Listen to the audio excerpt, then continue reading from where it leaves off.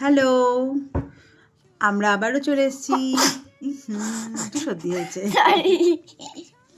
আমরা আবারও চলে এসেছি আমাদের গল্পের ঝিলি নিয়ে। আর আজকে আমাদের গল্প হচ্ছে মন পরিষ্কার থাকলে সব কাজ ভালো হয়, ঠাকুর খুশি হয়।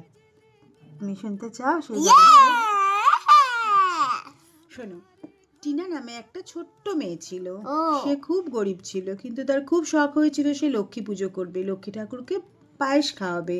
তো দুধ তো নিয়ে এসেছিল, কিন্তু তার চিনি ছিল না ঘরে। সে অনেক সুন্দর করে পায়েস রান্না করলো, কিন্তু পায়েসে সে চিনি দিতে পারেনি, জানো?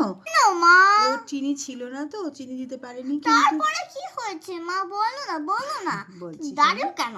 তারপরে ও কি করলো, ওই পায়েসটাই মা লক্ষ্মীকে নিবেদন করলো। তখন ও মাকে বললো কাঁদতে কাঁদতে, মা মা তুমি আমার পায়েসটা খেয়ে নাও মা, আমি অনেক মন থেকে তোমার জন্য বানিয়েছি মা, আমার তো চিনি ঘরে নেই, আমি কি করব? তখন লক্ষ্মী ঠাকুর হাসলো, হেসে বলল, তুমি চিন্তা করো না, এবার যখন পুজো হয়ে গেছে, প্রসাদ খেতে গেছে, খেতে গিয়ে দেখছে পায়েসটা কি মিষ্টি।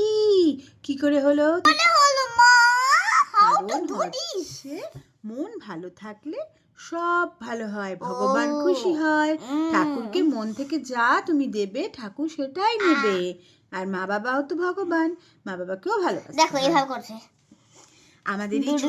আমাদের এই ছোট্ট গল্পগুলো যদি তোমাদের একটু ভালো লেগে থাকে, আমাদের চ্যানেলটাকে সাবস্ক্রাইব করবে, আর পাশে থাকা বেল আইকনটা প্লিজ প্রেস করে দেবে, আর লাইক দিতেও ভুলো না, আর কমেন্টস করে জানাও তোমরা কিরকম গল্প শুনতে চাও। Tata, good night. Good night.